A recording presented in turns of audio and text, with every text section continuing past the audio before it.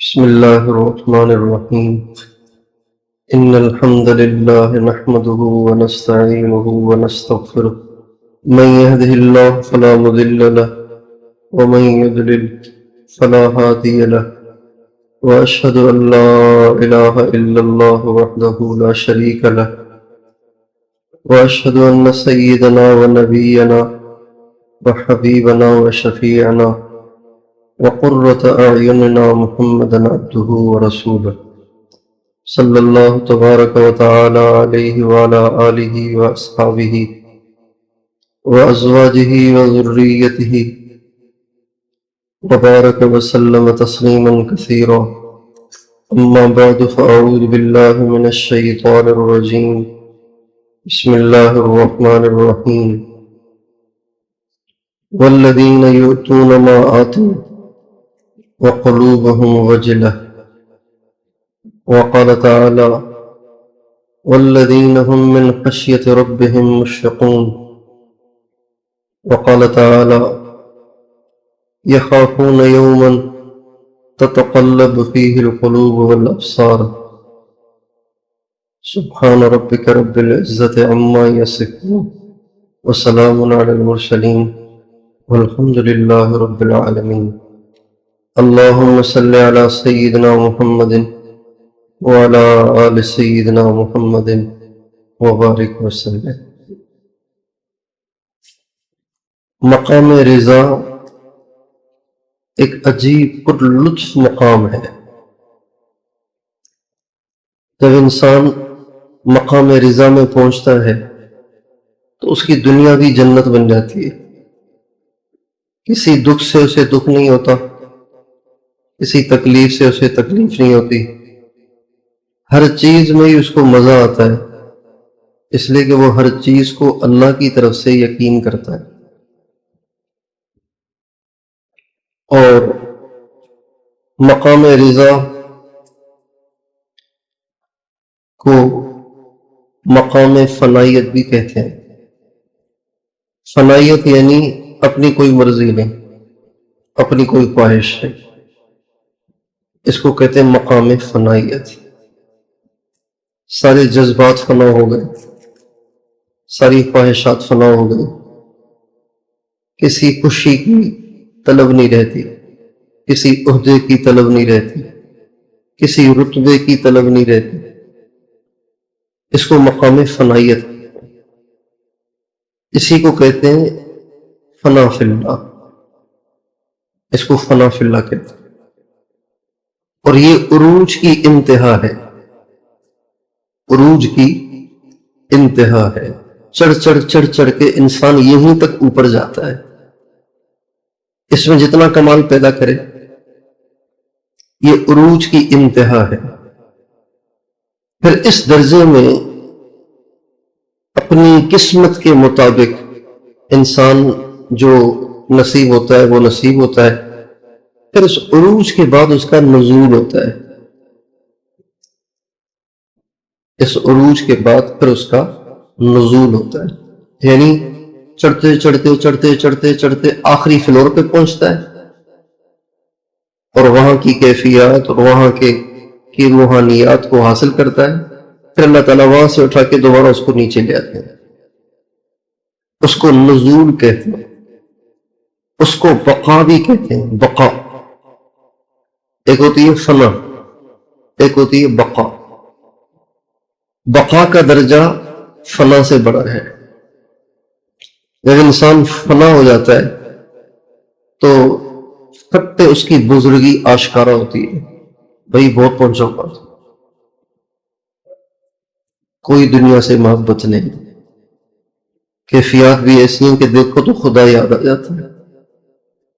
لیکن جب انسان عروج کے بعد نزول کرتا ہے، چڑھتے آخری جگہ پہنچ کے پھر وہاں سے نیچے کو اترتا ہے اور شان ابدیت میں داخل ہوتا ہے، تو پھر اس کو کہتے ہیں بقا۔ اور یہاں پہ پہنچنے کے بعد پھر انسان کو اپنا آپ کچھ نظر نہیں آتا، دنیا میں سب سے گندا اپنا آپ دکھائی دیتا ہے، دنیا میں سب سے برا اپنا آپ دکھائی دیتا ہے، اپنی ساری کرامتیں اور اپنے متعلق ساری بشارتیں انسان کے دماغ سے محو ہو جاتی ہیں، اور اس پر خوف کا غلبہ ہو جاتا ہے، ایسے خوف آ جاتا ہے اس پہ جیسے ساری زندگی اس نے کوئی نیکی کی ہی نہیں، ایسے جیسے ساری زندگی اس نے فسق و فجور میں گزاری ہے، یہ کیفیت اس پہ طاری ہے، اور اس کی زندگی بھی عام لوگوں کی سی بن جاتی ہے۔ انبیاء علیہ السلام اس مقام بقا کے اندر ہوتے ہیں، مقام ابدیت کی انتہا پر ہوتے ہیں، اسی وجہ سے لوگوں کو ذرا ان کو ماننے میں دشواری پیش آتی ہے۔ ما لہذا الرسول یأکل الطعام ویمشی فی الاسواق، یہ کیسے رسول ہو سکتا ہے؟ ہماری طرح کھانا کھاتا ہے، بازار میں پھرتا رہتا ہے، تکلیف بھی ہوتی ہے اس کو، دکھ بھی ہوتا ہے اس کو، تکلیف دور ہوتا رہتا ہے، بھوک لگے تو فوراً کھانے کی طرف جاتا ہے، پیاس لگے تو فوراً پانی پیتا ہے، بیمار ہو جائے تو علاج کرتا ہے۔ یہ رسول کیسے ہو سکتا ہے؟ رسول تو ایسا ہو کہ بس جس کو کوئی محسوس ہی نہ ہو، کوئی دکھ ہی نہ ہو اس کو، کوئی تکلیف ہی نہ ہو اس کو، کسی چیز کی پرواہ ہی نہ ہو اس کو۔ اسی وجہ سے بعض مشائخ ایسے گزرے ہیں کہ جو مشائخ تکلیف پہ مسکراتے تھے، کئی سارے واقعات میں نے بھی سنا ہے، لیکن جو عروج کے بعد نزول میں چلے جاتے ہیں اور مقام ابدیت میں آ جاتے ہیں، وہ دوبارہ آ کے تکلیف میں رونا شروع کر دیتے ہیں۔ چنانچہ نبی کریم صلی اللہ علیہ وسلم کے بیٹے کا جب انتقال ہوا تو آپ رو رہے ہیں، حضرت حمزہ کی شہادت ہوئی تو آپ اتنا روئے کہ یوں بھی ایک روایت میں نے پڑھا کہ آپ گر گئے رو رو کے، ہچکیاں بند گئیں آپ کی۔ جب آپ مدینہ منورہ واپس تشریف لائے تو محلوں سے گزرتے گزرتے اپنے محلے کی طرف تشریف لے جا رہے تھے، ہر گن سے رونے کی آواز۔ 70 آدمی شہید ہوئے تھے، 70 آدمی، یعنی 70 گھر، مدینے کی آبادی تھوڑی سی تھی، ہر گھر سے رونے کی آواز، ہر گھر سے رونے۔ حضرت حمزہ کے گھر تک پہنچے تو آپ خود وہاں بیٹھ گئے اور فرمانے لگے اما الحمزۃ فلا بواکی لہ، ہر ایک پہ رونے والی عورتیں ہیں، حمزہ پہ میں خود رہوں گا، اور آپ پھر بیٹھ کے رونے لگے۔ اس کو مقام ابدیت کہتے ہیں، اس میں آدمی بس بندہ بن جاتا ہے، غلام، ایک عبد کی زندہ تصویر بن جاتا ہے، اور ہر ایک اس کو پہچان بھی نہیں پاتا، ہر ایک اس کی بزرگی کو پہچان بھی نہیں پاتا۔ جیسے کل میں نے واقعہ سنا ہے ہم نانوتوی رحمۃ اللہ علیہ کا، کہ مثنوی شریف کا درس دے رہے ہیں اور ایک بزرگ آ کے بیٹھ گئے، کہنے لگے میاں اللہ نے آپ کو بڑا علم دیا ہے، بس علم باطنی بھی تھوڑا سا حاصل کر لیں تو بہت اچھا ہو جائے گا، اس میں بھی آپ کی بہت کمی ہے، تھوڑا سا اس کو بھی توجہ دیں۔ تو چونکہ ابدیت کی انتہا کو پہنچے ہوئے تھے تو لہذا فرمانے لگے آپ نے صحیح فرمایا، تو آپ ہی کچھ کرم فرما دیجیے، کوئی توجہ فرما لیجیے کہ مجھے کچھ مل جائے۔ جو ہی وہ چھوٹے بزرگ سر جھکا کے توجہ ڈالنے بیٹھے تو ایک دم چونک کے اٹھے اور پتہ چل گیا کہ یہ بزرگ تو نزول میں ہے، یہ تو ابدیت کی انتہا کو پہنچے، تو ہاتھ جوڑنے لگے۔ اسی وجہ سے نبی کریم صلی اللہ علیہ وسلم قیامت کو یاد کرتے تھے، روتے تھے، جہنم کی بات سنتے تھے، روتے تھے، سجدے میں پڑے پڑے روتے تھے۔ ہمیشہ آپ امت کے غم میں نہیں روتے تھے، اللہ کی محبت میں بھی روتے تھے، اللہ کے خوف سے بھی روتے تھے، ایک دفعہ کسی نے آیت پڑھی سورہ مزمل کی، ان لدینا انکالا وجحیما وطعاما ذا غصۃ وعذابا الیما. یہ کسی نے آیت پڑھی، جو ہی آپ نے سنی تو آپ گر گئے. اتنا خوف کا غلبہ ہوا کہ گر گئے آپ. حضرت ابوبکر صدیق نے آپ علیہ الصلوۃ والسلام کے مبارک سر میں کچھ کن پٹیوں میں سفید بال دیکھے تو کہا یا رسول اللہ آپ تو بہت جلدی بوڑھے ہو گئے. تو فرمایا اذا الشمس کورت نے مجھے بوڑھا کر دیا.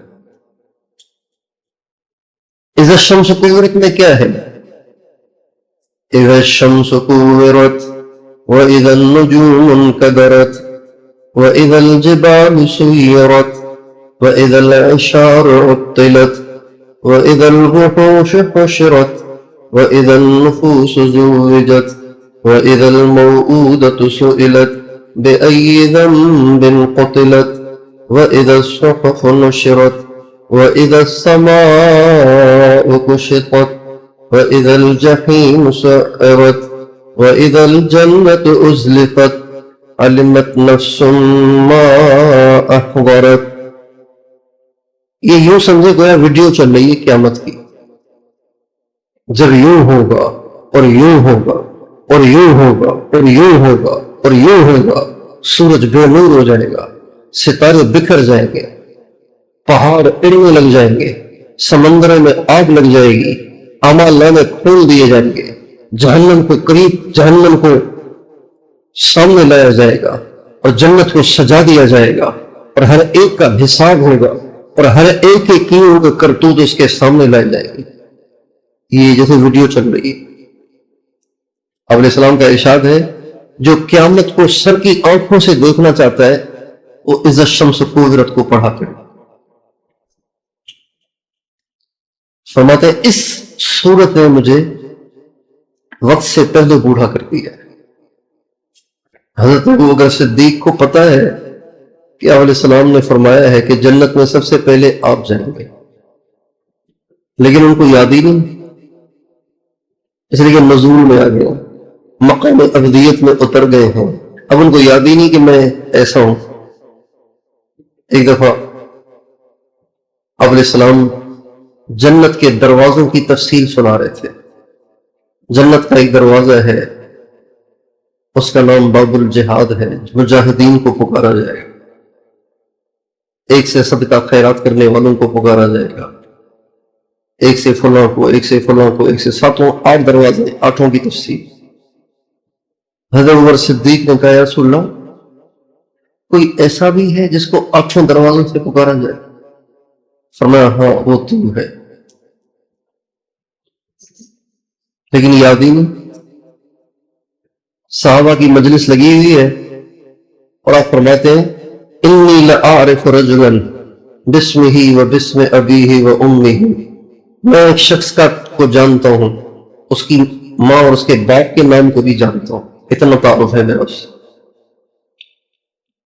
جنت کے جس دروازے کی طرف جائے گا وہ دروازہ کہے گا حضرت یہاں سے تشریف لائیں، حضرت یہاں سے آئیں، حضرت یہاں سے آئیں. ہر دروازے کی پکار ہوگی کہ یہاں سے گزرنے کا شرف ملے. ہر دروازے کی یہ خواہش ہوگی. حضرت سلمان فارسی کھڑے ہوئے، یا رسول اللہ وہ کون ہے؟ آپ نے فرمایا وہ ابو قحافہ کا بیٹا ابو بکر ہے. پھر فرمایا میں نے جنت میں ایک محل کو دیکھا، سفید موتی کا بنا ہوا، جواہر اور موتیوں سے جڑا ہوا، اتنا خوبصورت کہ میں حیران ہو گیا. میں نے پوچھا کس کا ہے؟ تو جواب ملا ایک قریشی جوان کا ہے. میں نے سوچا قریشی جوان میں ہی ہو سکتا ہوں، چنانچہ میں آگے بڑھا، اس میں داخل ہو کر اندر سے دیکھنے کے لیے تو کسی کہنے والے نے کہا یا رسول اللہ آپ کا نہیں، عمر بن خطاب کا ہے. حضرت عمر اس مجلس میں بکھ چکا. پھر آپ نے فرمایا عمر لولا غیرتک لدخلت، اگر تیری غیرت کا مجھے خیال نہ ہوتا تو میں اندر بھی چلا جاتا. لیکن تیری غیرت کا خیال تھا کہ حضور میرے گھر میں ہی چلے گئے. تو حضرت عمر رونے لگے. علیہ کا اغار یا رسول اللہ, رسول اللہ آپ پہ غیرت کروں گا کہ آپ میرے گھر میں کیوں آئے, تو میری سعادت ہے. پھر آپ نے فرمایا جنت میں ہر نبی کا ایک دوست ہوگا, جوڑی وال ہوگا, اور میرا جنت کا جوڑی دار عثمان ہوگا. حضرت عثمان بیٹھے ہوئے تھے. جب ان سب کے لیے یہ باتیں ارشاد ہو رہی تھیں تو حضرت علی دیکھ رہے تھے کہ پتہ نہیں میری باری کب آئے گی. تو آپ نے حضرت علی کا ہاتھ پکڑا اور ان کو کھینچا اور فرمایا اترضى ان يكون منزلك مقابل منزلی, علی کیا آپ اس بات پہ راضی ہیں جنت میں میرا اور آپ کا گھر بالکل آمنے سامنے ہو؟ حضرت علی رونے لگے, یا رسول اللہ میں راضی. تو آپ نے فرمایا جنت میں ہر نبی کا ایک باڈی گارڈ ہوگا اور میرے جنت کے باڈی گارڈ دو ہوں گے, ایک کا نام طلحہ ہے, ایک کا نام زبیر ہے. پھر آپ حضرت عبد الرحمن بن عوف رضی اللہ عنہ کی طرف متوجہ ہوئے اور آپ نے فرمایا لیکن عبد الرحمن تم نے بہت دیر کر دی, یہاں تک کہ میں سمجھا کہ تو ہلاک ہو گیا, اور بہت دیر کے بعد تو آ رہا تھا تو پسینے سے شرابور تھا. تو میں نے تم سے پوچھا عبد الرحمن اتنی دیر کہاں لگا دی؟ تو تم نے کہا یا رسول اللہ مال زیادہ تھا نا اس لیے حساب دے رہا تھا.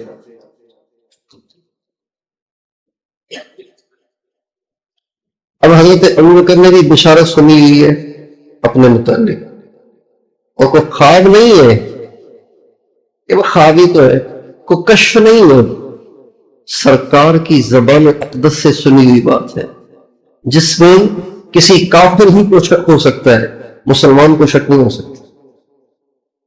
حضرت عمر نے اپنی بشارت سنی ہوئی ہے اور پھر حضور سے سنی ہوئی ہے, حضرت عثمان نے سنی, حضرت علی نے سنی, لیکن یہ روتے ایسے تھے جیسے ان کے پلے کوئی نیکی نہیں ہے. حضرت ابوبکر حضرت عمر کی تو کچھ سنا دی تھی کل. حضرت عثمان جب کبھی قبر پہ کھڑے ہوتے تو روتے تھے, اتنا روتے تھے کہ داڑھی گیلی ہو جاتی. پھر فرماتے تھے یہ پہلی جگہ ہے جہاں کامیابی ضروری ہے, جو یہاں کامیاب ہوگا نا وہ آگے جائے گا, جو یہاں پھنس گیا وہ پھر آگے بھی پریشان ہوگا. اور قبر پہ کھڑے ہو کے ایک شعر پڑھتے تھے ان تنج منہا تنج من ذی عظیمت, ان تنج منہا تنج من ذی عظیمت وَإِلَّا فَإِنِّي لَا أَخَالُكَ نَاجِيًا. اور اگر تو یہاں بچ گیا تو پھر تو آگے بھی بچے گا, اگر یہاں نہیں بچا تو میں نہیں سمجھتا کہ پھر تو بچ سکے, پھر تیری ہلاکت پکی ہے. ان تنج منہا تنج من ذی عظیمت, ان تنج منہا تنج من ذی عظیمت وَإِلَّا فَإِنِّي لَا أَخَالُكَ نَاجِيًا. یہ کہتے تھے اور روتے تھے. اور حضرت علی سبحان اللہ ولیوں کے سردار ہیں, امام ربانی مجدد الف ثانی رحمت اللہ علیہ فرماتے ہیں قیامت تک جتنے بھی کتب بنیں گے سب کی روحانی تربیت حضرت علی کی روح سے ہونا طے ہے. قیامت تک جتنے ولی بنیں گے, جتنے کتب بنیں گے, ان سب کی روحانی تربیت اللہ تعالیٰ نے حضرت علی ہی کے حصے میں رکھی ہوئی ہے.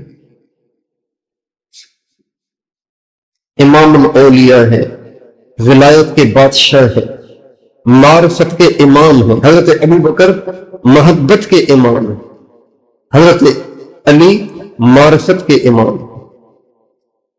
اور کامل ولی وہ بنتا ہے جو محبت میں بھی کمال کو پہنچے اور معرفت میں بھی کمال کو پہنچے.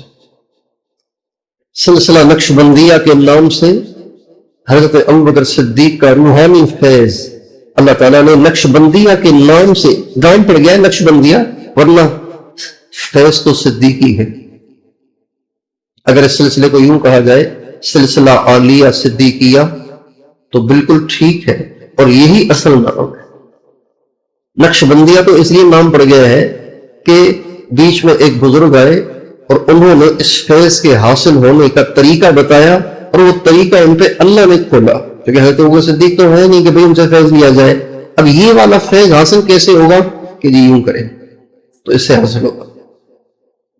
جیسے صحابہ کو تو عربی ویسے ہی آتی تھی، بعد والوں کو عربی کیسے آئے اس کے لیے علم الصرف اور علم النحو کو ایجاد کیا گیا، یہ پڑھیں گے تو پھر عربی آ جائے گی۔ اسی طرح اگر کس طریقے سے یہ نقش بندی اسباق کریں گے تو حضرت ابوبکر صدیق والا فیض حاصل ہوگا۔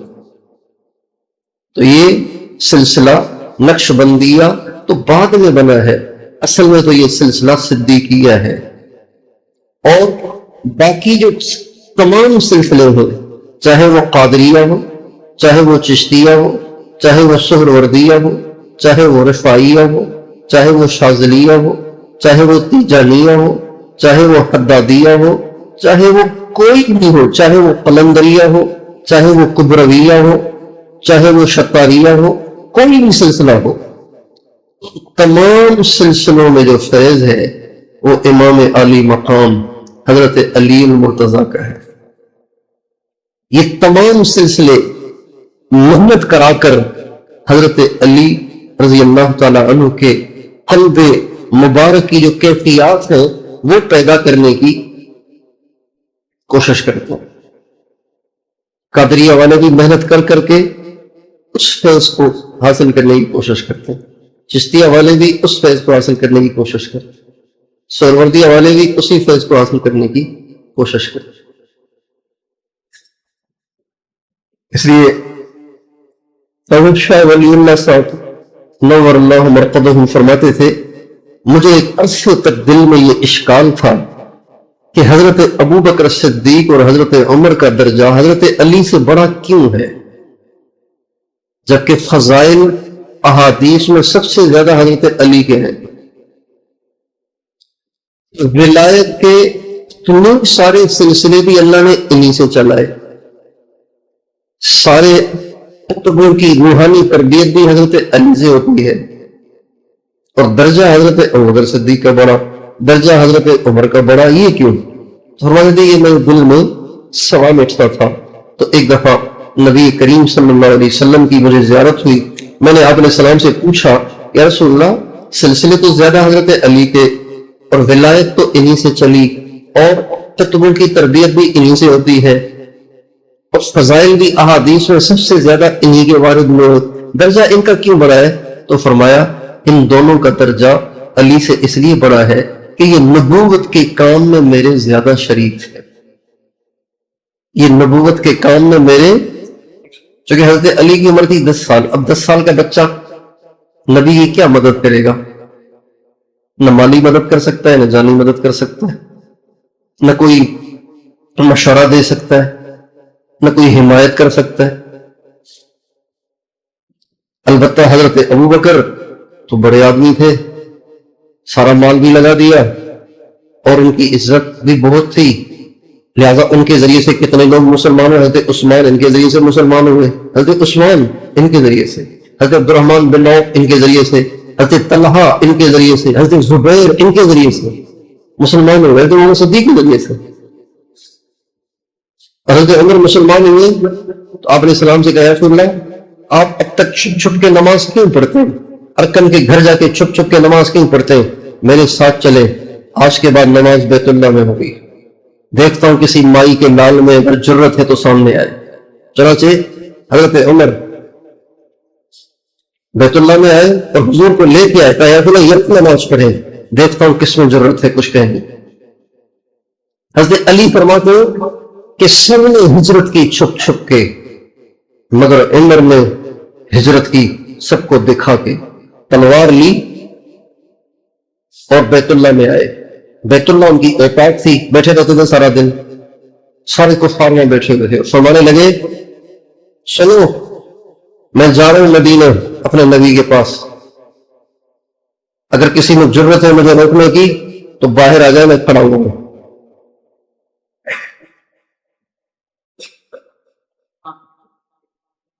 وعمر رضی اللہ عنہ. تو فرمایا آپ علیہ السلام نے، شاہ ولی اللہ رحمۃ اللہ علیہ فرماتے ہیں کہ آپ علیہ السلام نے فرمایا ان کا درجہ اس لیے بڑا ہے کہ یہ دونوں نبوت کے کام میں میرے زیادہ شریک تھے. سن 2003 میں حاجی صاحب سے فون پہ بات ہوئی، تو یہ میں نے بات نئی پڑھی تھی، تو میں نے فون پہ ایسے ہی حال حوال حاجی صاحب لیتے تھے، کیا حال ہے، کیا کر رہے ہو، کیسا کام چل رہا ہے، یہ ساری باتیں. تو باتوں میں نے حاجی صاحب کے پاس اس وقت PTCL فون ہوتا تھا، وہ جو ہوتا ہے نا ریسیور والا فون، تو حاجی صاحب خود اٹھاتے تھے. کیا زمانہ تھا. کبھی خود ہمارے گھر میں بھی PTCL تھا تو حاجی صاحب خود بھی فون کرتے تھے. تو میں نے یہ بات سنائی تو حاجی صاحب اتنے پوچھنے لگے مجھے کتاب لے کے دو، یہ کتاب مجھے ڈھونڈ کے دو، کہاں ہے یہ کتاب. چنانچہ پھر وہ کتاب میں نے خریدی. اس کتاب کا نام ہے فیوز الحرمین، اور وہ پھر حاجی صاحب کو ہدیہ کی. تو حضرت علی ولیوں کے امام ہے، نور ولایت انہی سے تقسیم ہوتا ہے. باوجود اس کے حضرت زرار بن زمرہ کنانی فرماتے ہیں اپنی داڑھی کو مٹھی میں پکڑ کے رو رہے، زاروں قطار رو رہے، ایسے رو رہے کہ جیسے اب مر جائیں گے، اتنے بے چین ہیں. اور فرمائے ہائے ہائے من قلت الذات و بعد السفر و وحشت الطریق، ہائے افسوس کہ عمل نیکی میرے پاس بہت تھوڑی ہے جبکہ سفر بہت لمبا ہے اور راستے میں روشنی بھی نہیں ہے، میرا کیا ہوگا. کس چیز کی کمی ہے حضرت علی کے پاس؟ کون سی نیکی کی کمی ہے؟ بدر میں یہ تھے، احد میں یہ تھے، خندق میں یہ تھے، زاد میں یہ تھے، غزوۃ طائف میں یہ تھے، غزوہ حنین میں یہ تھے، فتح مکہ میں یہ تھے، اور غزوہ تبوک میں بھی پہنچ گئے تھے. اللہ کے نبی نے خود واپس کیا یہ تسلی دے کر کہ علی کیا تو اس بات پہ راضی نہیں ہے کہ تو ایسے ہو جیسے موسیٰ کے لیے ہارون تھے. جیسے حضرت موسیٰ علیہ السلام ٹور پہ گئے تھے، ہارون علیہ السلام کو گھر میں چھوڑ گئے تھے، اپنے ساتھیوں کے پاس، اپنی جماعت کے پاس چھوڑ گئے تھے، میں اسی طرح تمہیں اہل بیت کے پاس چھوڑ کے آیا ہوں، تو تمہیں یہ پسند نہیں. تب جا کے حضرت علی واپس ہوئے. کون سی نیکی ہے جو ان کے پاس نہیں ہے؟ کیا کیا ان کو تنخواہ ملے ہوئے، کیا کیا ان کو سرٹیفکیٹ ملے ہوئے، کیا کیا ان کو امتیازات حاصل ہیں. غزوہ خیبر میں نبی کریم صلی اللہ علیہ وسلم خود موجود ہیں، خلفائے راشدین موجود ہیں، حضرت ابو بکر، حضرت عمر، حضرت عثمان موجود ہیں، حضرت عبیدہ بن جراح موجود ہیں، طلحہ اور زبیر موجود ہیں رضی اللہ عنہما، مہاجرین اولین اور انصار سارے موجود ہیں، اور قلعہ فتح نہیں ہوگا. صحابہ پریشان تھے. ایک دن آپ علیہ السلام نے فرمایا لَأُعْطِيَنَّ الرَّايَةَ غَدًا رَجُلًا يُحِبُّ اللَّهَ وَرَسُولَهُ وَيُحِبُّهُ اللَّهُ وَرَسُولُهُ. کل میں نے ایسے کے ہاتھ میں جھنڈا دینا ہے، یعنی ایسے کو لشکر کا امیر بنانا ہے کہ جس میں دو باتیں عجیب ہیں. ایک تو وہ اللہ اور اس کے رسول سے محبت کرتا ہے، اللہ اس کے رسول بھی اس سے محبت کرتے ہیں، اور اللہ اسی کے ذریعے سے یہودیوں کے اس ناقابل تسخیر قلعے کو فتح کرائے گا.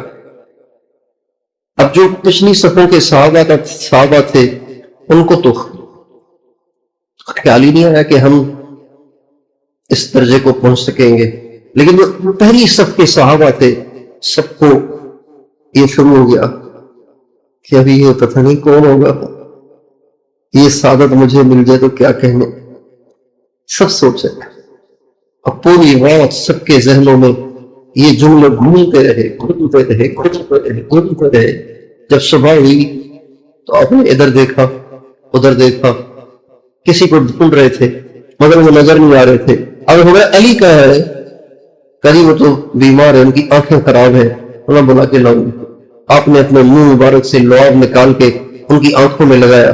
حضرت علی بالکل ٹھیک ہو گئے. آپ نے ان کو جھنڈا دیا اور جھنڈا کو فرمایا جھنڈا دیا. حضرت علی نے کہا شروع کر لوں گا، کرنی شروع لڑائی. فرمایا نہیں، پہلے ان کو دعوت، پہلے ان کو بولیے، پہلے ان کو دعوت. اس موقع پہ آپ نے فرمایا لاسلام رجل، نہیں، اس موقع پہ آپ نے فرمایا لأن يهدي الله بك رجلا واحدا خیر لك من حمر النعم، تیرے ذریعے سے ایک آدمی مسلمان ہو جائے، یہ ان یہودیوں کے سارے مال کے غنیمت میں آ جانے اور ان کے سرخ اونٹوں کے مل جانے سے مجھے زیادہ محبوب ہے اور تیرے لیے زیادہ بہتر ہے. سرخ اونٹوں سے مراد غنیمت کی سرخ اونٹ، غنیمت سے مراد فتح، قتال کے ذریعے سے، لڑائی کے ذریعے سے فتح. تو فرمایا اگر یہ لڑائی کے ذریعے سے سارے قلعے فتح ہو بھی گئے اور ان کا مال مال غنیمت میں آ گیا اور تجھے سب سے بڑا مال غنیمت میں سے اونٹ مل بھی گئے، تو مجھے اس سے زیادہ پسند یہ ہے، تیرے لیے اس سے زیادہ بہتر یہ ہے کہ تیرے ذریعے سے ایک آدمی کلمہ پڑھ لے. اور ایک روایت میں، جس روایت کو مخدوم محمد ہاشم ٹھٹوی رحمۃ اللہ علیہ نے اپنی کتاب میں لکھا ہے، وہ یہ کہ اگر ساری دنیا کے مشرکین اور کفار کی تو گردنیں کاٹ دے، دنیا میں کوئی کافر نہ رہے، اس سے زیادہ مجھے محبوب یہ ہے، اس سے زیادہ مجھے پسند یہ ہے کہ تو ایک کو کلمہ پڑھا دے، ایک کو اسلام میں داخل کر، ایک کے ذریعے سے اسلام میں آ جائے. یہ اس موقع پہ فرمایا تھا. کون سی فضیلت ہے جو حضرت علی کو حاصل نہیں؟ اور ان کے فضائل کا اقرار صرف بعد والوں کو نہیں ہے، ان کے فضائل کا اقرار ان سے پہلے والوں کو بھی ہے. حضرت ابو بکر کو بھی ان کے فضائل کا اقرار ہے، حضرت عمر کو بھی ان کے فضائل کا اقرار ہے. آپ علیہ السلام تشریف فرما تھے اور ہمیشہ آپ کے ساتھ جو بغیر کسی فاصلے کے بیٹھتے تھے نا، وہ بیٹھتے تھے حضرت ابو بکر. اتنے میں حضرت علی آئے. جو حضرت علی آئے تو حضرت عمر صدیق اپنی جگہ چھوڑ کے الگ ہو گئے اور سرکار کے پاس والی جگہ حضرت علی کے لیے خالی کر دی.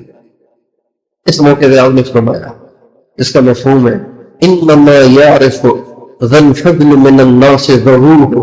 ہاں، فضیلت والے کو فضیلت والا ہی جانتا ہے.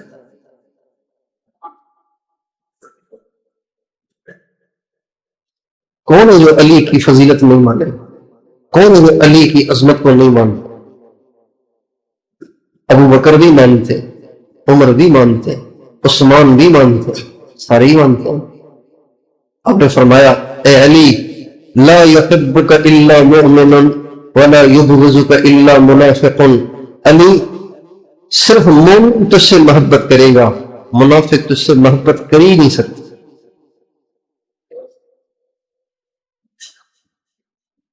اور حضرت عمر اپنے بعد حضرت علی کو خلیفہ بنانا چاہتے تھے. کبھی سنا ہے آپ نے یہ؟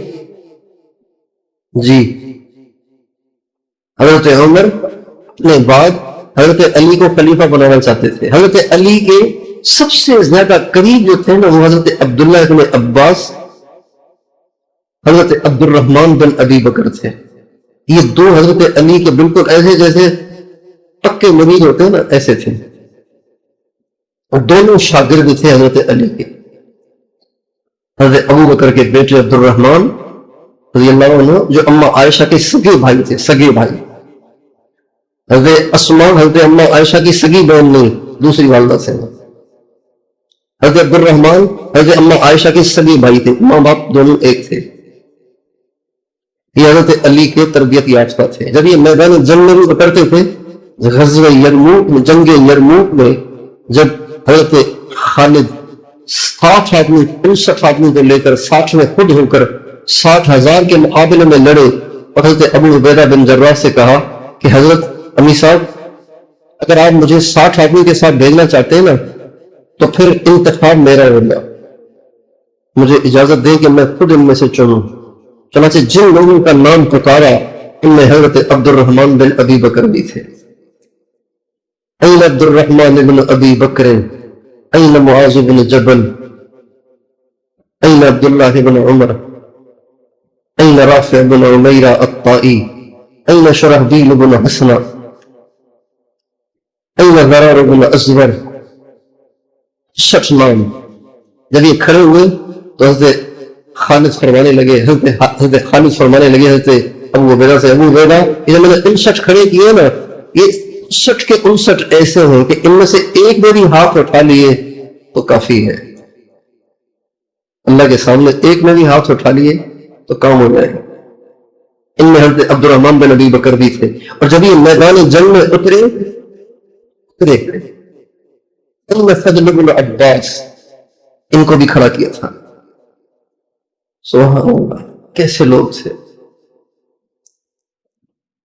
جب یہ 60 آدمی آگے بڑھے نا تو آگے 60,000 کا جو سردار تھا سپہ سالار تھا اس کا نام تھا جبلہ بن ایہم غسانی. وہ عرب تھا. یہ سارے 60,000 عرب تھے.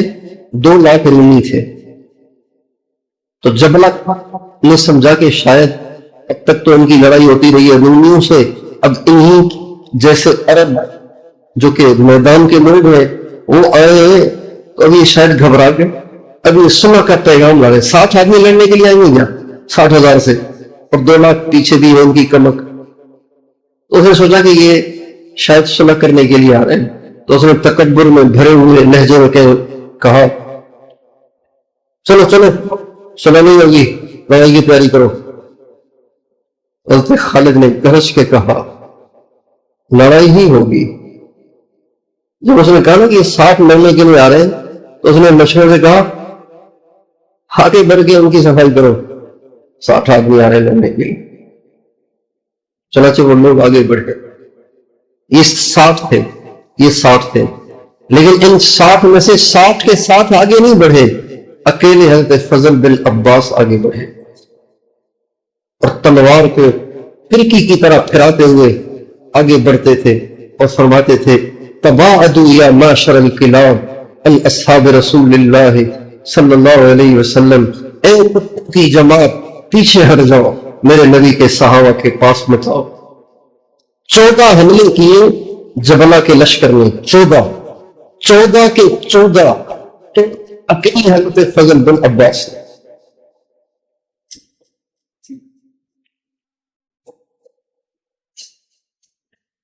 یہ ایام بہار کے واقعات ہیں. آج تو خزاں ہے نا یہ زمان بہار کے واقعات ہیں. آج تو فراق ہے یہ زمان وصال کے واقعات ہیں. جب ہمارا اللہ سے کنیکشن جڑا ہوا تھا تو ہم ایسے تھے. تو ان میں عبد الرحمن بن ابی بکر رضی اللہ عنہ بھی تھے. یہ جب میدان جنگ میں اترتے تھے اور بھاگتے تھے تلوار کو پھراتے تھے تو ساتھ ساتھ یہ کہتے تھے جانتے نہیں وہ کون ہو علی کا تربیت یافتہ ہو. جانتے نہیں وہ کون ہو علی کا تربیت یافتہ ہو.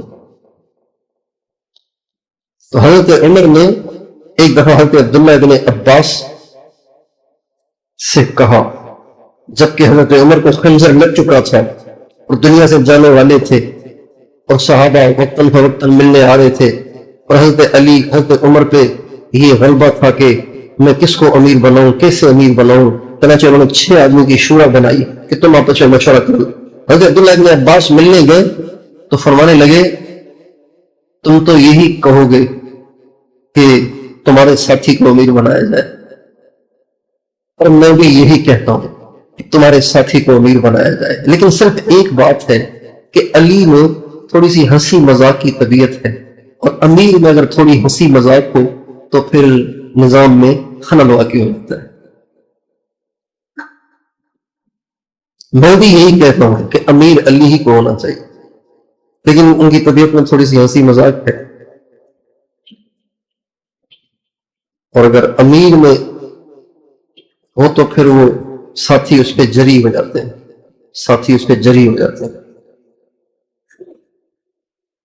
اور حضرت علی کے جو ساتھی تھے وہ واقعی حضرت علی پہ بہت جری تھے، بہت تنگ کیا لوگوں نے حضرت علی کو، اتنا تنگ کیا، اتنا تنگ کیا کہ حضرت علی دنیا سے جانے کی تمنا کیا کرتے تھے۔ جس رات شہید ہوئے، جس صبح شہید ہوئے، رات کو نبی کریم صلی اللہ علیہ وسلم کی زیارت ہوئی۔ آپ علیہ السلام نے فرمایا کیا بات ہے کہ پریشان ہو؟ کہ جی مجھے آپ کی امت سے بہت تکلیف پہنچی ہے، آپ کی امت نے مجھے بہت تکلیف دی ہے، کیا چاہتے ہو؟ کہ بس اب آپ کے پاس آنا چاہتے ہو۔ فرما پھر تیاری کرو۔ چنانچہ صبح کو شہید ہوئے۔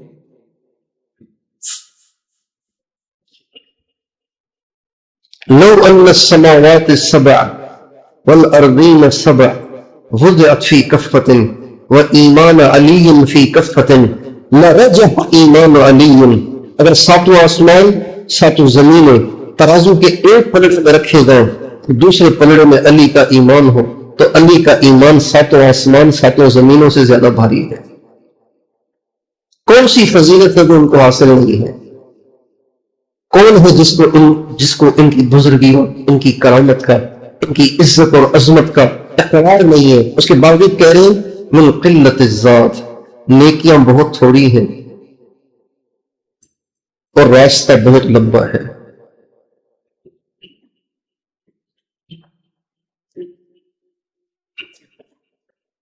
یتململ تململ السلیم ویبکی بکاء الحزین، ایسے تڑپ رہے جیسے بچھو کا ڈسا تڑپتا ہو، ایسے رو رہے جیسے غموں کا مارا روتا ہو، اور یوں کہہ رہے ہیں۔ اس کو نزول کہتے ہیں، اس کو بقا کہتے ہیں، اس کو مقام ابدیت کہتے ہیں۔ جب انسان یہاں پہنچتا ہے تو اس کو اپنے ایمان کی فکر لاحق ہو جاتی ہے، ایمان کی فکر لاحق ہو جاتی ہے۔ اب اس کو پروازوں کی فکر نہیں ہوتی، اور پرواز اور پرواز اور پرواز اور پرواز، اس لیے کہ اب وہ کہتا ہے پرواز تو کریں گے بڑے، ہمارا تو ایمان ہی بچ جائے تو بہت ہے۔ خوف کا غلبہ ہو جاتا ہے اور اپنی بخشش کی فکر دامنگیر ہو جاتی ہے۔ بخشش کی فکر، درجات کی نہیں، بخشش کی۔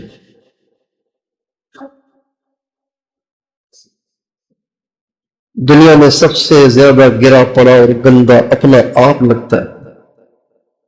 میرے بھائی صاحب اپنے آخری زمانے میں فرمایا کرتے تھے، اپنے صحت کے زمانے میں فرمایا کرتے تھے اللہ ہماری نہیں سنے گا تو کس کی سنے گا؟ اس کو کہتے ہیں مقام ناز۔ اس کو کیا کہتے ہیں؟ مقام ناز، لاڈ۔ لاڈلے بچے ہوتے ہیں نا، لاڈلے بچے، اس کو مقام ناز کہتے ہیں۔ اللہ ہماری نہیں سنے گا تو کس کی سنے گا؟ اور اپنے انتقال سے پہلے جو کیفیت، انتقال سے چند سال پہلے، وہ یہ تھی کہ ہر آنے والے بزرگ سے پوچھتے تھے پھر میرا مرنے کے بعد کیا بنے گا؟ اس کو مقام نیاز کہتے ہیں۔ ایک دفعہ یہ عاجز حاضر خدمت ہوا تو فرمانے لگے یار دعا کرو اللہ تعالیٰ مجھے جمعے کی موت دے، اس لیے کہ جمعے کے دن جو مرے گا نا اس کو قبر میں عذاب نہیں ہوگا، تو تم میرے لیے دعا کرو کہ اللہ مجھے جمعے کے دن موت دے۔ جمعے کی موت کے سہارے کی ضرورت ہے کیا آپ کو؟ ان کو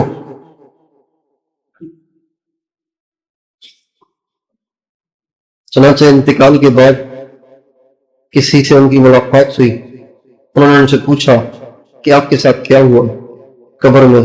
فرمانے لگے جب فرشتے مجھ سے پوچھنے آئے تو اللہ تعالیٰ نے ان سے فرمایا اس سے کیا پوچھنے آئے ہو، یہ میرے سوا کسی کو جانتا ہی نہیں، جو کئیوں کو جانتا ہے اس سے پوچھا تمہارا رب کون ہے، اتنے سارے ہیں تمہارا کون ہے، یہ میرے سوا کسی کو جانتا ہی نہیں۔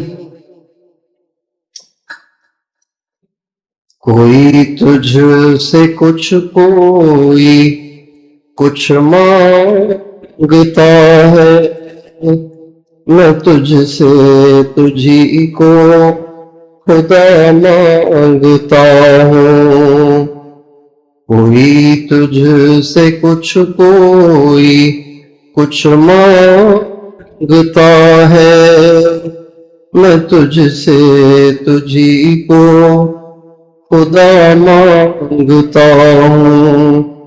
کوئی مجھ سے پوچھے میں کیا چاہتا ہوں، میں اپنے خدا سے خدا مانگتا ہوں. وہ ہو جائے میرا میں ہو جاؤں اس کا، یہی رات دن میں دعا مانگتا ہوں. یہ حاجی صاحب کے دل کی ترجمانی ہے. یہ میں پڑھتا ہوں تو میں یہ نہیں کہہ رہا ہوتا ہوں کہ یہ میں ایسا ہوں کہ میں تجھ سے صرف تجھی کو مانگتا ہوں. میں نہیں ہوں ایسا. میں تو اللہ سے روٹی بھی مانگتا ہوں، کھانا بھی مانگتا ہوں، پانی بھی مانگتا ہوں، دوائی بھی مانگتا ہوں، عید کے نئے کپڑے بھی مانگتا ہوں، جوتیاں بھی مانگتا ہوں. یہ حاجی صاحب کے دل کی ترجمانی ہے کہ وہ یوں ہی تھے کہ وہ کہتے تھے یا اللہ میں کچھ نہیں چاہتا، میں تجھے چاہتا ہوں. لیکن یہ فرمانے لگے تھے کہ پھر میرا مرنے کے بعد کیا بنے گا؟ تو کسی نے ان کو تسلی بخش جواب نہیں دیا. مولانا زبیر صاحب ان سے ملنے آئے، انہوں نے تسلی بخش جواب دیا.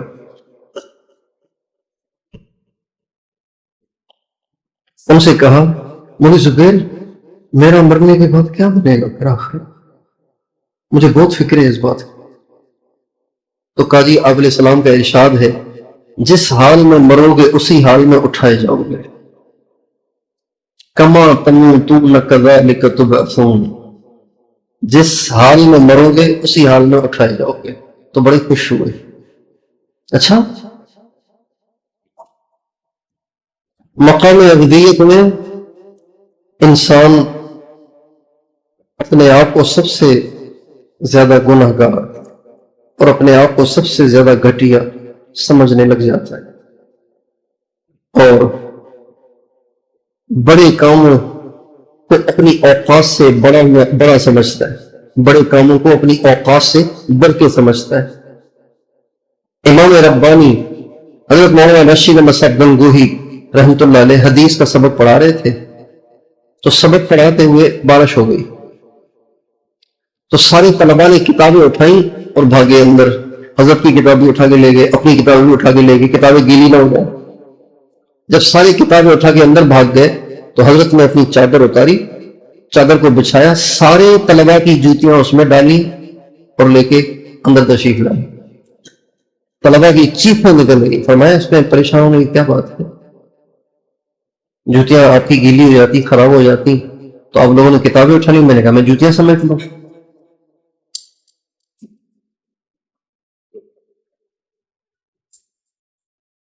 حضرت ابوبکر صدیق رضی اللہ تعالیٰ عنہ فرماتے ہیں کہ معرفت یہ ہے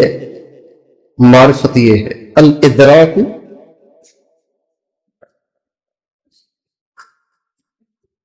معرفت یہ ہے کہ آپ اپنے آپ کو اللہ تعالیٰ کی پہچان سے عاجز سمجھیں.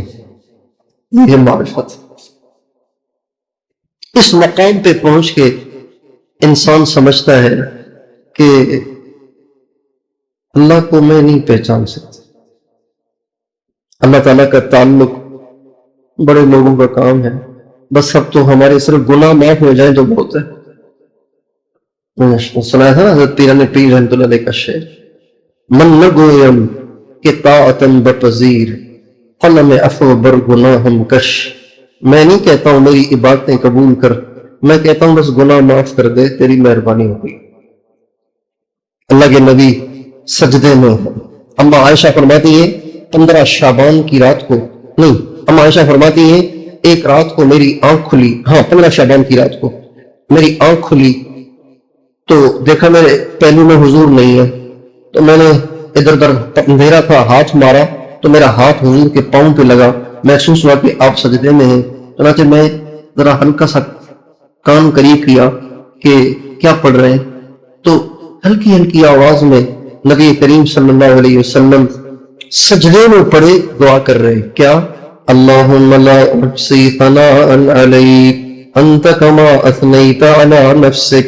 اے اللہ مجھ میں تیری تعریف کی طاقت نہیں ہے، میرے پاس الفاظ نہیں ہے، میرے میں ہمت اور جرأت ہی نہیں ہے کہ میں آپ کی تعریف کر پاؤں. انت کما اثنیت علی نفسک، میں کہتا ہوں کہ بس آپ ویسے ہیں جیسا آپ خود بتاتے ہیں. آپ کیسے ہیں میں اپنے الفاظ میں نہیں بتا سکتا، میں تعبیر ہی نہیں کر سکتا. آپ ویسے ہیں جیسے آپ نے خود بتایا ہے. اس کے بعد پھر آپ دعا کر رہے اللہم انی اعوذ برضاک من سخطک وبمعافاتک من عقوبتک واعوذ بک منک لا احصی ثناء علیک انت کما اثنیت علی نفسک. اے اللہ تجھے تیری رضا کا واسطہ مجھے اپنے غصے سے بچانا.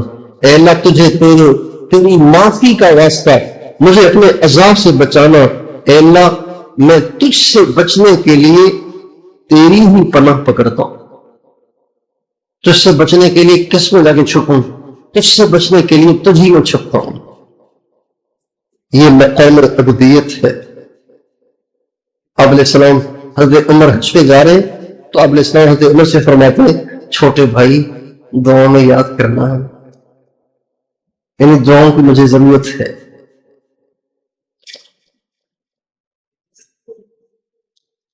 ایک شعر مجھے کل یاد آیا، ایک لفظ تو میں نے ساتھی سے کہا مجھے یہ ڈھونڈ کے دو. مقام عبودیت پہ پہنچنے کے بعد انسان یہ سمجھتا ہے کہ دنیا میں مجھ سے زیادہ نکما اور نالائق کوئی ہے ہی نہیں. اس کیفیت کی بڑی اچھی تعبیر ہے اس شعر میں.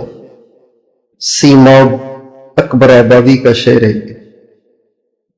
نہ کسی کی آنکھ کا نور نہ کسی کے دل کا قرار، جو کسی کے کام نہ آ سکے میں وہ ایک مشت غبار ہوں. کسی کام کا نہیں ہوں، میں مٹی ہوں بیکار سی.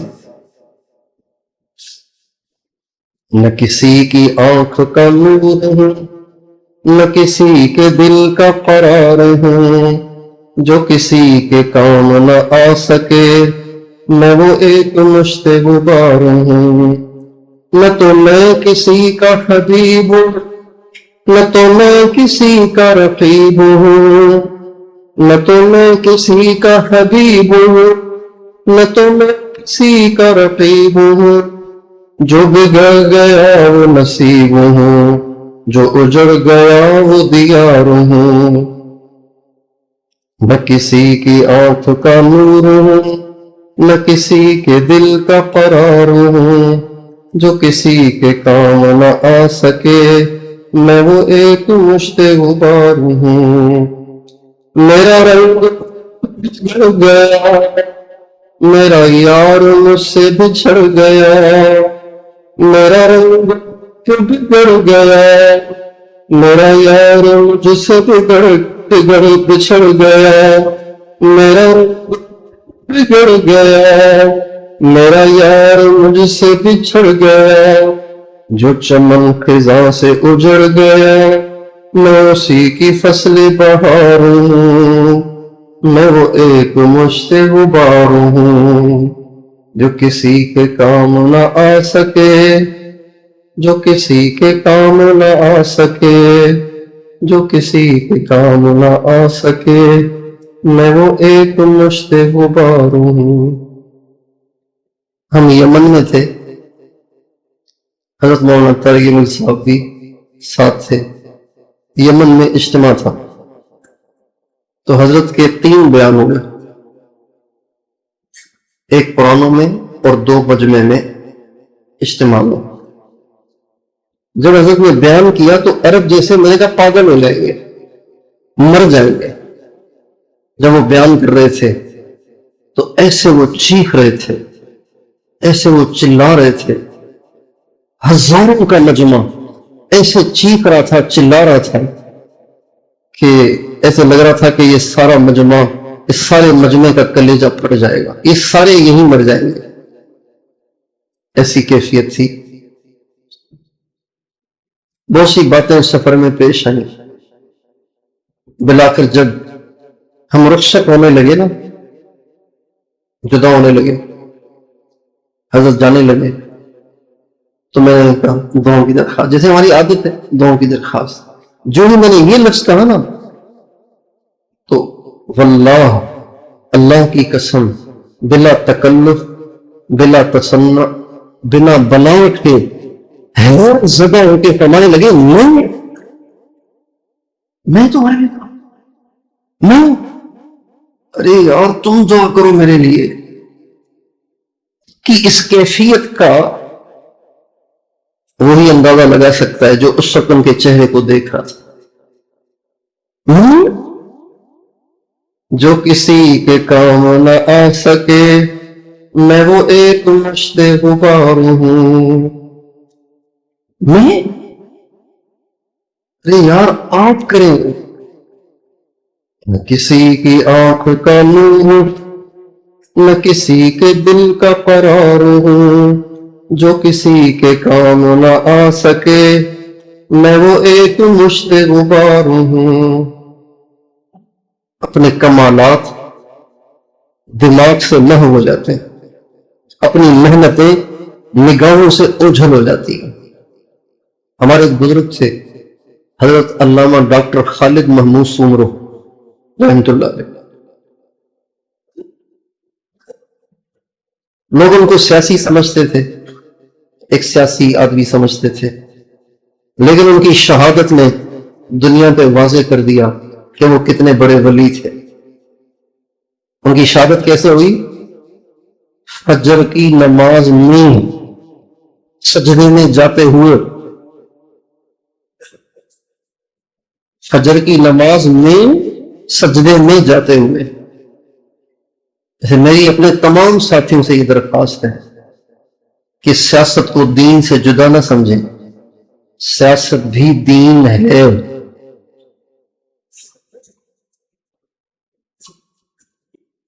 سیاست بھی دین ہے۔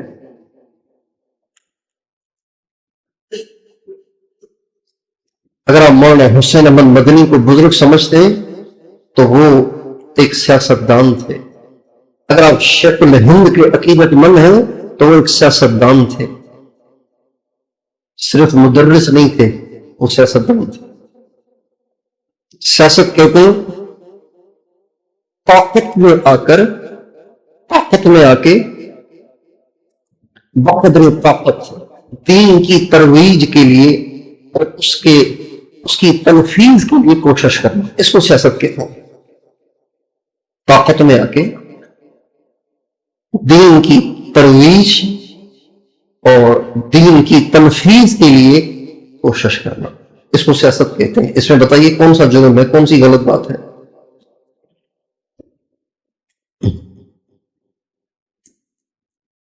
دینداروں کی اس غلط فہمی اور ناسمجھی کے نتیجے میں دینداروں نے طاقت دے دی بے دینوں کو، جن بے دینوں کے ایوان میں پیش کے ہمارے دین کے خلاف قوانین پاس کر لیے۔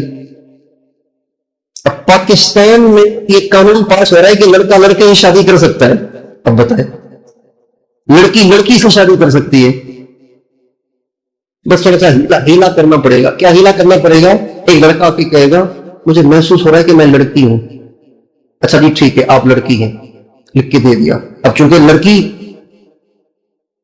ڈکلیئر ہو گئی ہے، لہذا ابھی یہ جو لڑکا لڑکی اپنے آپ کو بتا رہا ہے یہ کسی لڑکے سے شادی کر سکتا ہے، یہ بس ایک چھوٹا سا ہیلا۔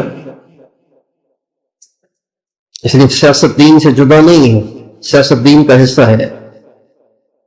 اس لیے سیاسی علماء پہ حقیر نہ جانا جائے، سیاسی علماء کے بارے میں زبان نہ کھولی جائے، ان کو اپنا ہمدرد سمجھا جائے، ان کو اپنا خیر خواہ سمجھا جائے، ان کو اپنا محسن سمجھا جائے۔ تو ہم ملنے گئے ڈاکٹر خالد محمود سومرو صاحب سے، دنیا ان کو سیاسی سمجھتی تھی، ہم ان کے پاس گئے ملنے کے لیے۔ اجتماع ہوتا تھا تو اجتماع کے لیے پورے ملک کے مشائخ سے اور علماء سے ملنے جاتے تھے کہ جی اجتماع ہو رہا ہے، دعا کیجیے گا. علماء سے بھی جاتے تھے، مشائخ سے بھی جاتے تھے. تو ان کے پاس بھی گئے.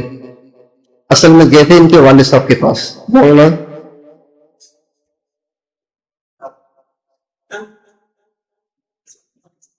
مولانا علی احمد حقانی صاحب، علی محمد علی احمد ہے، مولانا علی محمد حقانی صاحب سے ملنے کے لیے. تو ان سے ملنے گئے تو پھر ان کے پاس بھی گئے. جب ان کے پاس گئے تو وہ اپنے گھر سے باہر چارپائی لگا کے بیٹھے ہوئے تھے، سامنے مسجد تھی. جب ان کے پاس گئے تو ہمیں فالسے منگوائے، فالسے منگوائے، ہم سب کو تھوڑے تھوڑے کھلائے. تو میں نے کہا حضرت طبیعت کیسی ہے آپ کی؟ کہ اللہ کا شکر ہے. پھر اپنے گھر کی طرف اشارہ کر کے کہنے لگے یہ الو کا گھر ہے، یہ اللہ کا گھر ہے. مزے لگے ہوئے ہیں. اپنے آپ کو الو کہتے تھے، علی احمد تھا نام، علی محمد نام تھا، اپنے آپ کو الو کہتے تھے. یہ الو کا گھر ہے، وہ اللہ کا گھر ہے، آمنے سامنے. مزے لگے ہوئے. مسجد کے دروازے کے سامنے چارپائی ڈالی ہوتی تھی، اس پہ بیٹھے ہوتے تھے. یہ الو کا گھر ہے، وہ اللہ کا گھر ہے، مزے لگے ہوئے آمنے سامنے.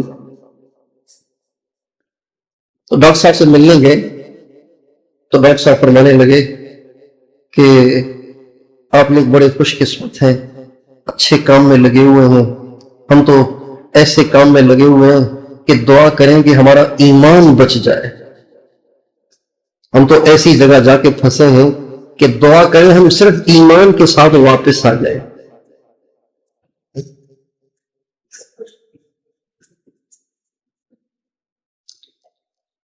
کس کام میں لگے ہوئے؟ ملک میں نفاذ شریعت کی کوشش میں لگے ہوئے. یہ ایسا کام لگ رہا ہے ان کو کہ کہہ رہے ہیں کہ دعا کریں کہ ایمان بچ جائے. تو انسان کو اپنی خوبیاں پھر نظر نہیں آتی، اپنی اچھائیوں سے اوجھل ہو جاتی. وہ اپنی اچھائیوں سے اندھا ہو جاتا ہے اور ہر ایک کی خوبیاں اس پہ بڑی بڑی نظر آتی ہیں، ہائی لائٹ ہوئی ہوئی نظر آتی ہیں، بڑی بڑی نظر آتی ہیں. کتنا اچھا ہے یار، ہم تو ایسے ہی ہیں.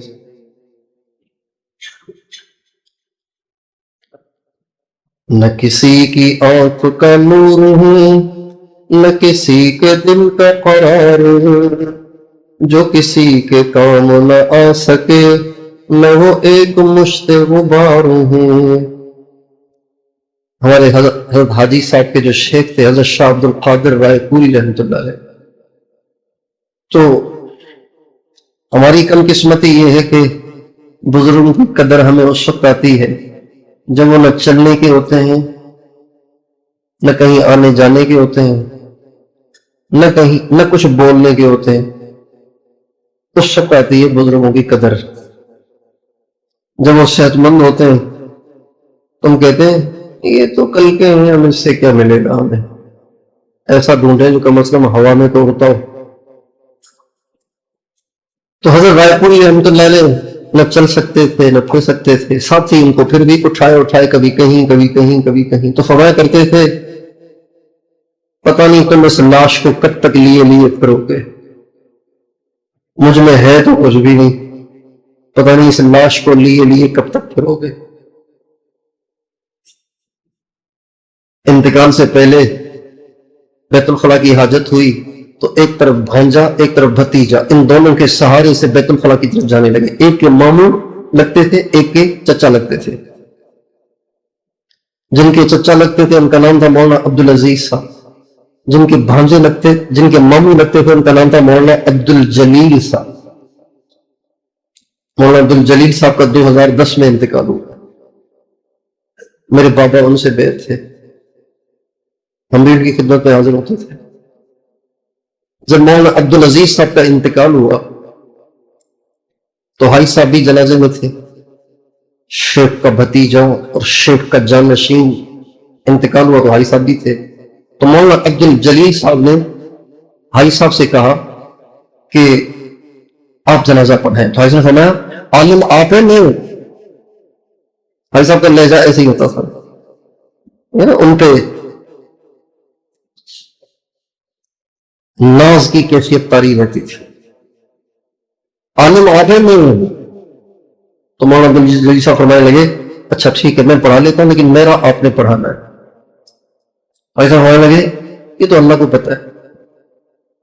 چنانچہ اس کے کوئی 20-25 سال کے بعد جا کے مولانا عبدالجلیل صاحب کا انتقال ہوا اور ان کا جنازہ ہائی صاحب نے پڑھایا سن 2010. تو یہ دونوں بھانجا اور بھتیجا حضرت رائے پوری کو یوں سہارے سے لیے ہوئے بیت الخلا کی طرف جا رہے تھے. ابھی بیت الخلا میں قدم رکھنے والے تھے تو فرمایا تم میں سے ایک میرا بھتیجا ہے ایک میرا بھانجا ہے، میری تمہیں نصیحت ہے کہ تم جانتے ہو کہ تمہارا چچا اور تمہارا ماموں دنیا کا سب سے زیادہ غبی اور نکما ہے. تمہارا چچا اور ماموں دنیا کا، آپ بولتے نہیں ہیں، پھر دنیا کا سب سے زیادہ غبی اور نکما ہے، لیکن چند دن اللہ اللہ کیا تو اس کی برکتیں آپ لوگوں نے دیکھ لی. لہذا اللہ اللہ کرنا نہ چھوڑنا. اللہ اللہ کرنا بے فائدہ نہیں ہے. اور ساتھی کہتے ہیں نا کیفیت نہیں بن رہی، کیفیت نہیں بن رہی. بھائی کریں تو کیفیت بنے نا، کرتے ہیں 5 منٹ کرتے ہیں تو اس سے کیفیت بنے گی کیا؟ کتنے دنوں سے میں یہاں عرض کر رہا ہوں صبح سے لے کے شام تک ایک جملہ بھی نہ کہیں، ایک بول بھی نہ بولے. ساتھی کرتے نہیں ہیں، پھر خط لکھتے ہیں کہ کیفیت نہیں بن رہی. بلا کے پوچھتا ہوں بولنا چھوڑ دیا ہے، گپ شپ چھوڑ دیا؟ نہیں گپ شپ تو نہیں چھوڑی. کیوں نہیں چھوڑی میرے پیارے؟ اس میں کون سا خرچہ ہوگا آپ کا؟ کیا آپ کو اس میں مسئلہ ہے بتائیے تو صحیح نا. بولنا بھی ٹکا کے ہے، کھانا بھی ٹکا کے ہے، اور مراقبہ بھی نہیں کرنا ہے، اور ہر طرف دیکھنا بھی ہے کہ کون آ رہا ہے کون جا رہا ہے، اور کیفیت بھی بن جائے. تو یہ تو آپ خود ہی سوچیں کیسے ہوگا. یہ لاہور میں ایک حکیم ہے، وہ پرہیز زیادہ بتاتے ہیں، دوائی کم دیتے ہیں. ایک دفعہ چلا جائے کوئی، اس کو بتاتے ہیں پرچہ دے کے یہ سارا پرہیز ہے. اگلی دفعہ پھر نباز ہے، پتہ چلتا ہے ان کو. جب اگلی دفعہ کوئی جائے اس نے وہی چیزیں کھائی ہوئی، چل یہاں سے ماننی تو ہے ہی کچھ، ٹھیک کیسے ہوگا؟ تو ساری چیزیں کھائی ہوئی ہیں. تو میرے پیارے منتر شو نہیں ہے. شو ایک کتب تیار ہو گیا، شو یہ دوسرا کتب تیار ہو گیا، ایسے تھوڑی ہوتا ہے. ایسے ہوتا تو بلال کو رگڑے نہ لگتے، ایسے ہوتا تو خباب کو رگڑے نہ لگتے، ایسے ہوتا تو سمیہ ماریں کھا کھا کے شہید ہو جاتے، ایسے ہوتا تو یاسر ساری زندگی مارے نہ کھاتے رضی اللہ عنہ. اور جتنے کام بتائے ہیں بتائیے ان میں سے کون سا مہنگا ہے کون سا سستا ہے؟ بتائیے کوئی جواب دے. جتنی چیزیں بتائی ہیں ان میں سے مہنگی کون سی ہے سستی؟ کیونکہ مہنگائی زیادہ ہے، بے روزگاری بھی ہے. تو جو مہنگی ہے وہ چھوڑ دیں، سستی تو کر لیں. مہنگی کون سی ہے سستی کون سی ہے سب بتائیں جی. کیا کوئی بھی نہیں؟ یہ کہہ رہے ہیں ساری سستی ہیں. یہ جواب بھی ٹھیک نہیں ہے. بھائی مفت کی ہے ساری اللہ کے بندے. سستی کا مطلب ہے ریٹ تو ہے لیکن کم ہے. مفت کی ہے ساری. مراد میں کوئی خرچہ نہیں، وقوف قلبی میں کوئی خرچہ نہیں، درود شریف میں کوئی خرچہ نہیں، استغفار میں کوئی خرچہ نہیں، تلاوت میں کوئی خرچہ نہیں، نگاہوں کو جھکا کے رکھنے میں کوئی خرچہ نہیں، زبان کو بند رکھنے میں کوئی خرچہ نہیں، پیٹ بھرنے سے پہلے ہاتھ کھینچنے میں کوئی خرچہ نہیں. پھر بھی میں نہ کروں تو پھر مجھے اپنے ہی سے گلہ کرنا چاہیے. حضرت امام ربانی حضرت گنگوہی رحمت اللہ علیہ ایک دفعہ مراقبے میں تھے اپنی خلوت گاہ میں. جو حضرت کی خلوت گاہ تھی نا وہاں کسی کو بھی جانے کی اجازت نہیں ہوتی تھی. جہاں حضرت بیٹھ کے اپنے معمولات کرتے تھے وہاں صرف ایک کو جانے کی اجازت تھی، مولانا یحییٰ صاحب، مولانا الیاس صاحب کے بڑے بھائی، جنہوں نے مولانا الیاس صاحب کی تربیت کی، اور مولانا زکریا صاحب کے والد صاحب۔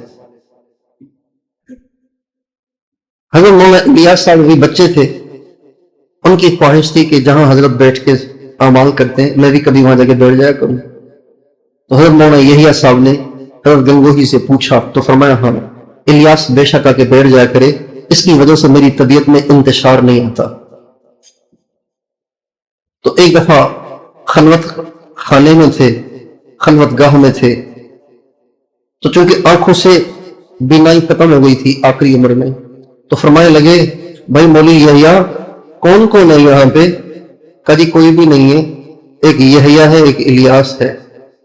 تو فرمایا سنو، اللہ کا نام سر کیے بغیر رہ نہیں سکتا، خواہ کتنی غفلت سے لیا جائے۔ سنو، اللہ کا نام سر کیے بغیر رہ نہیں سکتا، خواہ کتنی غفلت سے لیا جائے۔ جو کہتا ہے نا دھیان نہیں جم رہا، دھیان نہیں جم رہا، بیٹھنے کا کیا فائدہ؟ پھر دھیان ہی نہیں جم رہا، یہ بیٹھنا بے فائدہ نہیں ہے۔ اللہ کو پتا ہے کہ آپ کیوں بیٹھے ہیں؟ اللہ کو پتا ہے کہ نہیں؟ کہ جو اللہ کو پتا ہے کہ نہیں؟ یا اللہ کو تب پتا چلے گا جب آپ بولیں گے۔ ایک دفعہ حتیم کعبہ کے اندر 3 قریشی اور 1 ثقفی یعنی طائف کا رہنے والا اور 3 مکے کے رہنے والے، یہ 4 آپس میں چاروں کافر تھے، آپس میں بیٹھے ہوئے تھے اور آپس میں الٹی سیدھی باتیں کر رہے تھے۔ تو پھر ان میں سے ایک نے کہا یار آہستہ بولو، اللہ کا گھر ہے، اللہ سن رہے ہوں گے۔ دوسرے نے کہا اتنی ہم تو بہت آہستہ بول رہے ہیں، ایسے اللہ کیسے سنیں گے، زور سے تھوڑی بول رہے ہیں۔ اب ان میں آپس میں اختلاف ہو گیا، ایک کہہ رہا ہے اللہ نے سن لیا، ایک کہتا ہے نہیں ہم آہستہ بات کر رہے تھے، اللہ نے نہیں سنا ہوگا۔ ابھی آپس میں اختلاف کر رہے تھے کہ حضور پہ آیتیں آ گئی، اَيَحْسَبُونَ أَنَّا لَا نَسْمَعُ سِرَّهُمْ وَنَجْوَاهُمْ بَلَىٰ وَرُسُلُنَا لَدَيْهِمْ يَكْتُبُونَ، کیا یہ سمجھتے ہیں کہ ہم ان کی سرگوشیوں کو اور ان کی چپکے چپکے باتوں کو نہیں سنتے، نہیں جانتے؟ قدر سے ہمیں بھی سب پتہ چلتا ہے، ہمارے فرشتے بھی لکھتے ہیں۔ تو جن کو یہ وسوسہ آتا ہے نا، دھیان تو جم ہی نہیں رہا، خامخواہ بیٹھے ہوئے ہیں، کچھ پڑھ ہی لیں، بھائی پڑھ لیں، آپ کیا چاہتے ہیں پڑھنے سے؟ یہ چاہتے ہیں کہ ویسے تو ویسے ہی بیکار بیٹھے ہوئے ہیں، اللہ کو دکھاؤ کے لیے ہم کچھ پڑھ رہے ہیں، تو اللہ کو پتہ نہیں کہ آپ کیوں بیٹھے ہوئے ہیں؟ مراقبے سے جان چھڑانے کے لیے شیطان دوسرے وسوسے ڈالتا ہے۔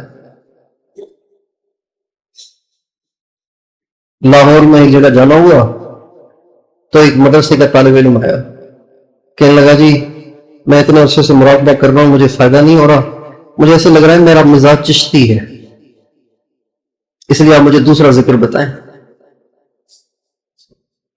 تو چشتی بھی کوئی مراقبے سے بدزن اور مراقبے کے مخالف نہیں ہے، چشتی بھی شروع زبان سے ذکر کراتے ہیں، پھر وہ بھی کہتے ہیں بس سب چپ رہو لگے رہو، ہمیشہ زبان سے ذکر نہیں کراتے، زبان سے ذکر کرا کرا کے ایک کیفیت تک پہنچاتے ہیں، پھر کہتے ہیں اب بس اب اس کو چھوڑ دیں، اب اللہ کی یاد میں رہا کریں بس۔ چنانچہ ان کے 16 اسباق میں سے صرف 3 سبق زبانی ہیں، باقی سارے 13 کے 13 اسباق مراقبے کے ہیں، صرف 3 سبق زبان کے ہیں، لا الہ الا اللہ اور اللہ، یہ 3 سبق ان کے مراقبے کے زبان کے ہیں، باقی سارے ان کے بھی مراقبے کے۔ 13 اسباق مراقبے ہیں، 3 سبق صرف، بلکہ 13 بھی نہیں، اسباق مراقبے کے ہیں، 1 سبق صرف زبان کا ہے جس میں یہ 3 ذکر ہیں، لا الہ الا اللہ اور اللہ۔ تو اب ظاہری بات ہے طبیعت آسان کی طرف زیادہ چلتی ہے۔ بچے کو جب ماں باپ چلنا سکھا رہے ہوتے ہیں اور وہ لڑکھڑا رہا ہوتا ہے اور بار بار گرنے لگتا ہے، تو شاید میرے دل میں سوچتا ہوگا کیسے ظالم ہے، کندھے پہ نہیں اٹھاتے، خواہ مجھے تکلیف دے رہے ہیں۔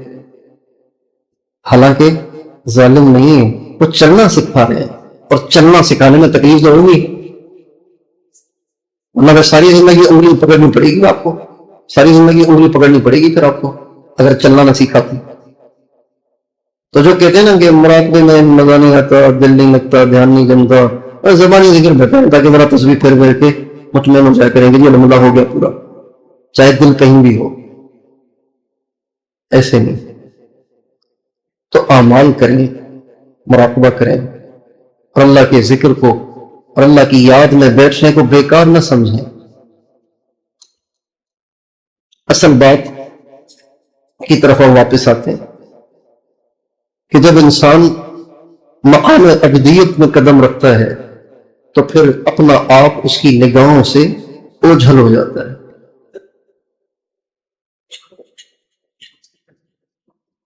تم میں سے ایک کا میں چچا ہوں، ایک کا میں ماموں ہوں، تمہیں پتہ ہے کہ تمہارا چچا اور ماموں دنیا کا سب سے زیادہ غبی ترین، نکما ترین آدمی، سب سے زیادہ غبی اور نکما ہے، لیکن چند دن اللہ اللہ کیا تو اس کی برکتیں تم نے بھی دیکھی۔ اس لیے میری نصیحت ہے کہ اللہ اللہ کرنا نہ چھوڑنا۔ اللہ تعالیٰ انتہائی عافیت کے ساتھ ہمیں مقام ابدیت کا کوئی ذرہ عطا کرتے ہیں۔ جب یہ کیفیت بنتی ہے پھر تواضع آ جاتی ہے، اس سے پہلے صرف فنکاری ہوتی ہے، اس سے پہلے جو تواضع ہوتی ہے وہ فنکاری ہوتی ہے، ایکٹنگ ہوتی ہے، تسن ہوتا ہے، بناوٹ ہوتی ہے، جی جی جی جی جی، اور کوئی مخالف بات کرے تو ایک دم آنکھیں لال ہو جاتی ہیں اکرام والے کے سامنے، جی جی جی۔ یہ تواضع نہیں ہوتی، یہ بناوٹ ہوتی ہے۔ تواضع اس وقت آتی ہے جب انسان مقام ابدیت میں اپنا قدم رکھتا ہے، پھر اس پہ واضح ہوتی ہے کچھ نہیں، کسی کام کا نہیں، نہ کسی کی آنکھ کا نور ہو، نہ کسی کے دل کا قرار ہو، جو کسی کے کام نہ آ سکے، میں وہ ایک مشت غبار ہوں۔ مولانا الیاس صاحب رحمۃ اللہ علیہ کا آخری وقت تھا، حضرت سید عطا شاہ بخاری رحمۃ اللہ علیہ حضرت سے ملنے گئے قیادت کے لیے، تو حضرت مولانا الیاس صاحب نے فرمایا شاہ جی اگر آپ میرے اس کام کو سنبھال لیتے تو میری موت آسان ہو جاتی، میری موت۔ تو شاہ صاحب عرض کرنے لگے حضرت تو مجھ میں کچھ رہا ہی نہیں، زندگی کی طاقت تو کہیں اور خرچ ہو گئی، یعنی قرار کے ساتھ خرچ ہو گئی، ختم نبوت کی محنت میں خرچ ہو گئی، تو اب تو مجھ میں کچھ رہا ہی نہیں، اب تو بڑھاپا ہے، اب تو مجھ سے کچھ ہو گئی نہیں، تو اب میں کیا کروں گا؟ تو مولانا الیاس صاحب فرمانے لگے شاہ جی اصل میں آدمی کام کا اسی وقت بنتا ہے جب کہتا ہے مجھ سے اب کچھ نہیں ہو سکتا، کام کا بنتا ہی اس وقت ہے۔ کل عرض کیا تھا نا کہ جب مقام ابدیت میں قدم رکھتا ہے نا تو پھر اس کو مقام عادی حاصل ہوتا ہے، یعنی اللہ تعالیٰ اس کو ہدایت کا ذریعہ بناتے ہیں، پھر اس کو دیکھ کے ملتی ہے، اس کے پاس بیٹھ کے ہدایت ملتی ہے، اس کی سن کے ہدایت ملتی ہے، یہ جہاں سے گزر جائے ہدایت پھیلتی ہے۔ اور اس مقام کی کیفیات کو پانے کے لیے کچھ اسباب ہیں، اگر آدمی اختیار کر لے تو میرا خیال ہے وہ کل کر لیں، ابھی ٹائم زیادہ ہو گیا۔